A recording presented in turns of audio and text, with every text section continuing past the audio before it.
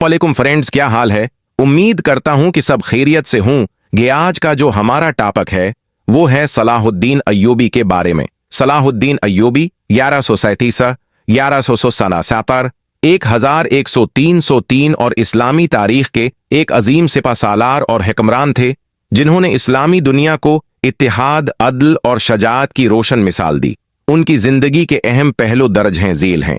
इब्तिदाई जिंदगी पैदाइश। सलाहुद्दीन अय्यूबी 1637 में तकरीत, इराक में पैदा हुए। उनका असल नाम यूसुफ बिन अय्यूब था, लेकिन वो सलाहुद्दीन के लक़ब से मशहूर हुए जिसका मतलब है दीन का रास्तबाज। उनका खानदान कर्द नस्ल से ताल्लुक़ रखता था और फौजी खदमात के लिए मशहूर था। उनके वालिद नजमुद्दीन अय्यूब और चचा असदुद्दीन शेरकुआ ने उन्हें अस्करी तरबियत दी। तालीम और तरबियत। सलाहुद्दीन ने इब्तिदाई तालीम में इस्लामी उलूम, कुरान, फ़िक़्ह और अरबी ज़बान में महारत हासिल की। वो शहसवारी, तेर अंदाजी और जंगी हिकमत अमली में भी माहिर थे। उनकी शख्सियत में इल्म और जंगी सलाहियतों का मुनफरिद इम्तिजाज था जिसने उन्हें अजीम कायद बनाया। शुरुआती अस्करी जिंदगी। अपनी जवानी में उन्होंने अपने चचा शेरकुआ के साथ नूरालदीन ज़िंगी की फौज में खदमात इंजाम दें। मिस्र की महमात में हिस्सा लिया और फातिमी खिलाफत के खात्मे के बाद 1271 में मिस्र के हाकिम बने। हकमरानी और फतूहात। फातिमी खिलाफत का खात्मा।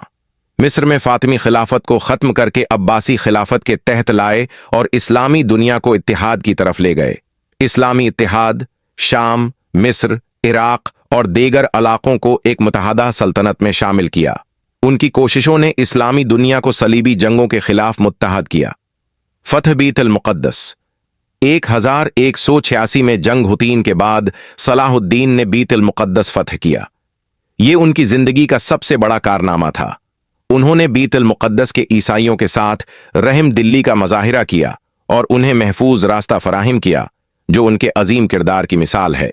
अद्दीन अय्यूबी निहायत रहम दिल, दीनदार और इंसाफ पसंद हिक्मरान थे। वो अपनी सखावत, दुश्मनों के साथ हुस्न सलूक और अखलाकियात के लिए मशहूर थे। ईसाई तारीख दान भी उनकी इज्जत और अखलाक की तारीफ करते हैं।